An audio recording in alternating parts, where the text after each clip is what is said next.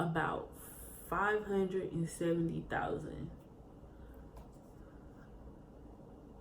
I'm over here eating oodles and noodles. I'm over here like having to borrow money from my family. I'm over here trying to decide whether how I'm going to pay bills, move money a certain way, all this, that, and the other. And the superintendent is making, I'm not understanding, but your teachers are struggling. So that I don't get it. It's unfortunate. And then the education system wonders why teachers are leaving the field.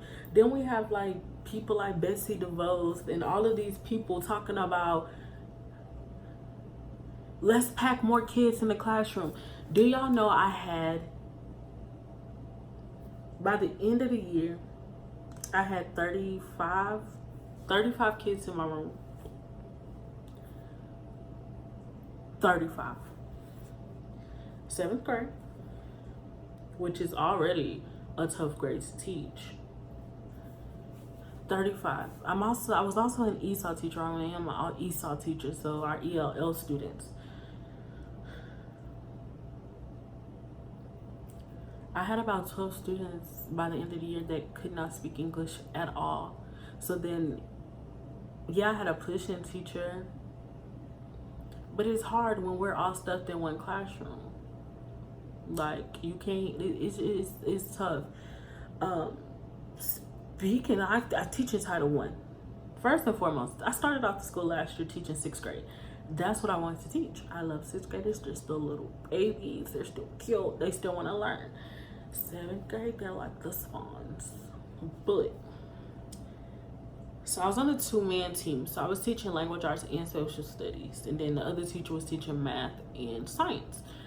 So at the beginning of the year, they have to basically do attendance, see who's showing up, see who's not. So a lot of the students, we were short because our man was an extra team to accommodate the number of kids that were supposed to come to our school.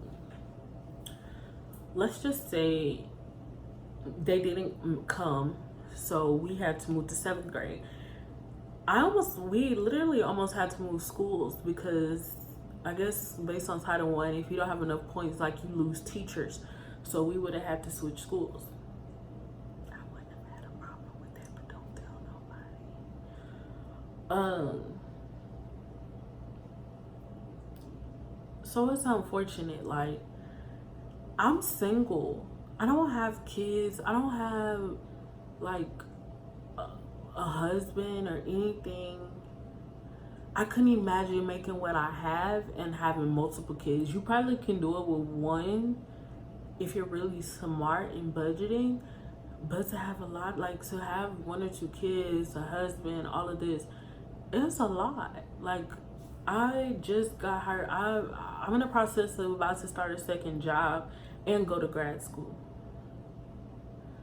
I should not have to do that as a teacher. Like, and I tell my students that all the time. Like, we talk about that. Because they think like we have it easy too, and we don't. Like, my nerves got so bad during the school year. There were so many times where I just was over it. I didn't want to teach anymore. I don't like the politics behind the school system. And it's just too much. And I don't make enough of the stress that we go through. And like, I'll be depressed. Like, I'm thinking about school, like, and I'm not excited to go back to work. Like, you know, if God wants to bless me in the next 3 weeks with some wealth, thank you, Jesus, in advance. But, you know, or if somebody want to marry me that's a millionaire, or if, you know, my internet life want to pick up and I can be like the influencer that I know that I am, I would quit.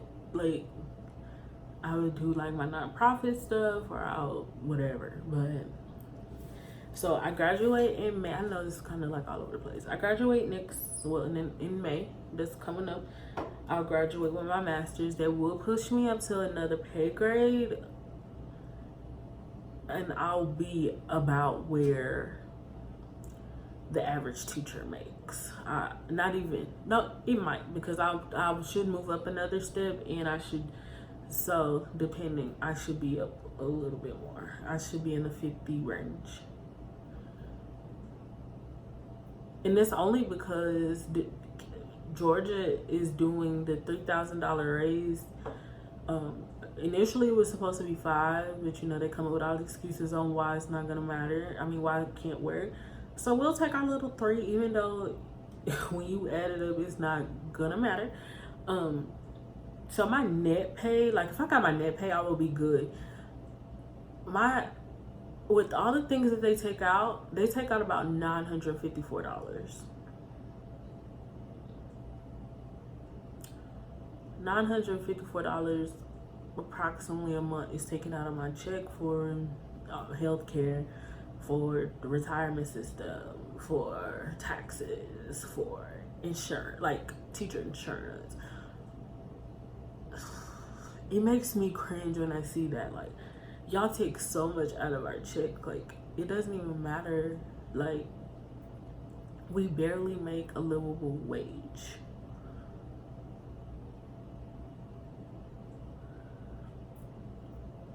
I'm trying to keep it together. We barely make a livable wage. If, like, when I think about what my rent is okay, but when I think about lights, water, cable, like I don't have cable, but I have internet. When I think about Wi-Fi, and I think about my phone bill, and I think about car insurance, and I think about my car, that is a lot on what we make. I bring home about 2,000 some every month. Just being transparent with you guys. I have a car note. I have insurance, car insurance, renter's insurance. I have all the other bills I had stated. I have all of these things that I have to pay, and then I'm left with $100 to $200, $300 a month, depending. And that's not even factoring in. I haven't went grocery shit. Like that's not factoring groceries. That's not factoring in if I need to go to the doctor. That's not factoring in anything. I do Uber on the side. Like I was doing Uber. Uber is so saturated, you don't make nothing anymore. But I was doing Uber. And then like again, I'm about to start another job next week. And then I'll be working that job during the school year. Like when I get off, like I work from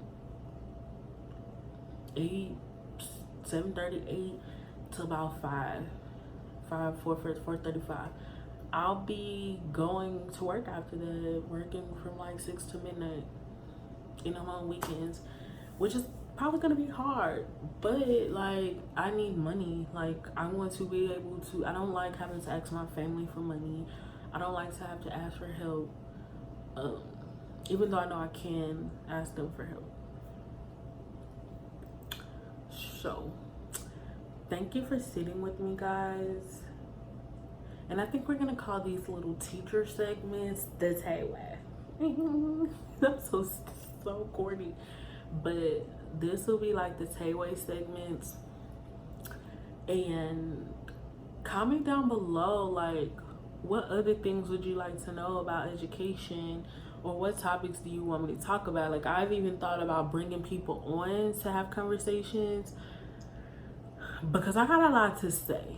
And at first I was gonna be silenced in the way that I approach this education thing, but at this point I don't care. Like after I read Dr. Bettina Love's book, and I'll put like what it looks like, y'all. That book solidified everything I was thinking and every feeling I was feeling. Like I did not want to teach again. Like I wanted to quit in the middle of the year last year, because I don't like the way that the system treats our brown babies. And I teach in a school where it's predominantly Hispanic and African American, and I don't like the injustice. Like, so at the end of the day, I'm an abolitionist teacher, and that may rub administrators wrong. That may rub all kinds of people wrong.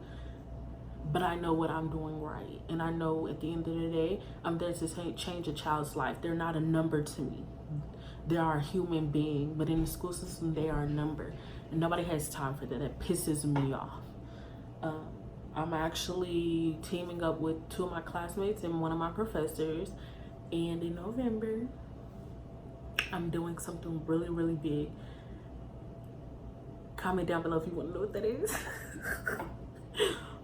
But just know I'm doing something really, really big with advocacy and education. It's gonna be great, guys. Yeah, comment down below. Love you guys.